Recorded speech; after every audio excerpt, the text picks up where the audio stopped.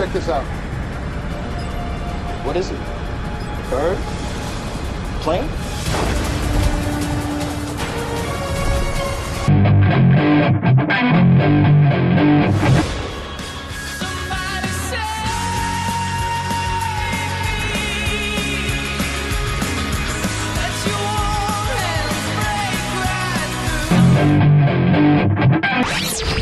Greetings! I'm TV.com's TV Guy, and this is Teletrivia's very special tribute to Smallville. The epic story of Clark Kent's journey from awkward teen to Superman wrapped up May 13 after 10 seasons. This week on Teletrivia, 5 super questions about one super show. Stay tuned for the answers after the quiz.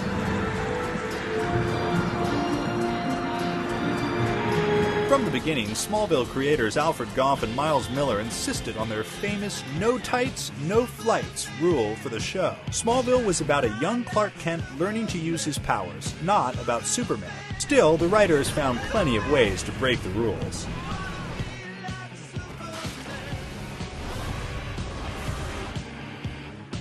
Superman has other powers too. He's super fast, super strong, and invulnerable. His eyes are telescopic and microscopic with X-ray vision. And he has super breath. And of course, abs of steel. Way back in Season 2, young Clark almost burns down the school when he discovers a new power. What initially activates Clark's heat vision? A. He gets super angry. B. He swallows a Naga Viper chili pepper. C. His biology teacher makes him horny. D. Lana's red kryptonite earrings.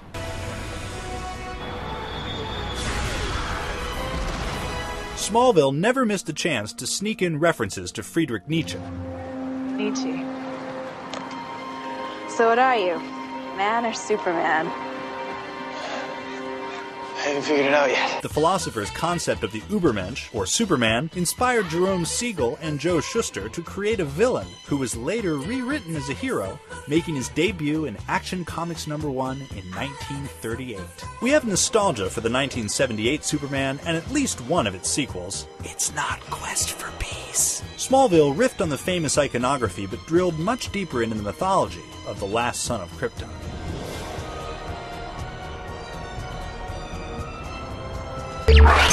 Superman made the news recently for a shocking decision announced in the 900th issue of Action Comics. He is A. A candidate for the 2012 Republican nomination. B. The new leader of Al-Qaeda. C. Renouncing his U.S. citizenship. D. Gay and married to Aquaman.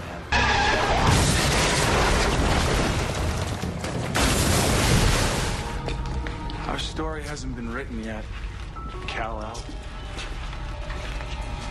And every villain is only as great as his hero. Smallville's Clark Kent got plenty of practice battling bad guys. The meteor shower that brought Kal-El to Kansas also distributed a seemingly unlimited supply of kryptonite around town. The radioactive space rock caused rampant mutations that kept the show supplied with a meteor freak of the week for the first few seasons. After that, the series started introducing future nemesis familiar from the comic, evildoers like Brainiac, Bizarro, Doomsday, Darkseid, Zod, and Mxyzptlk. Say that 3 times fast. But the biggest villain, and easily the best character on the show, was the brilliant and deranged Lex Luthor. On Smallville, Clark and Lex began as BFFs, slowly became frenemies, and finally dramatically unfriended each other multiple times until Lex was dead for like the 7th time. Of course, not even death can keep a good archenemy down. What book did Lex receive from his father on his 14th birthday? A. The Will to Power. B. The Art of War. C. The Lord of the Rings. D. How to Win Friends and Influence People. And now, you look familiar! Over 10 seasons, dozens of familiar faces popped up on Smallville. Christopher Reeve himself guest starred as Dr. Virgil Swan in a couple of early episodes. Margot Kidder and Mark McClure, Reeves' Lois Lane and Jimmy Olsen also guest starred. Supergirl Helen Slater did a flyby, and Smallville's Martha Kent was played by Annette O'Toole, who played Lana Lang in Superman 3. Of course, Dean Cain and Terry Hatcher showed up in town. They played Clark and Lois in 90s series Lois and Clark. Michael McKean guest starred once on that show. In Smallville, he played future Daily Planet chief Wait.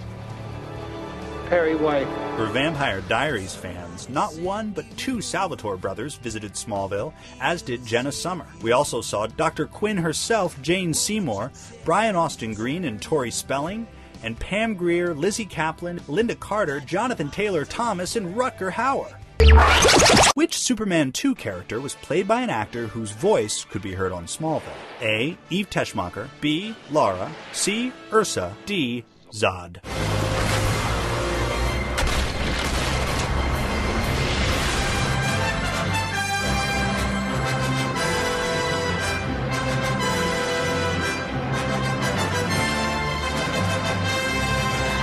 After 10 seasons, at last, it happened. Destinies were seized, disasters were averted, memories were erased, and weddings were attempted.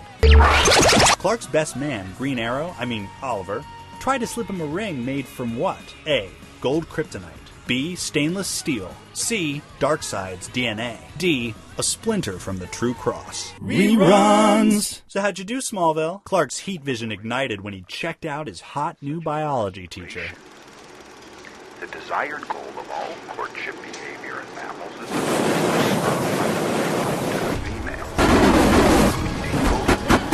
female. Superman pissed off Fox News recently. Are people making too much of this? Superman renouncing his U.S. citizenship? Well, it is a comic book, but it's disturbing. You really don't have to quote The Art of War to me, Dad. I read it cover to cover 3 times before I finished high school.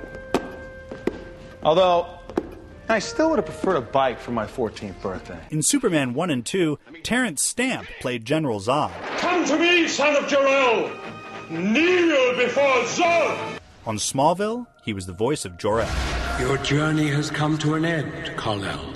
While under Darkseid's control, Oliver tried to give Clark a ring made from gold kryptonite. And now, up, and away! Yeah!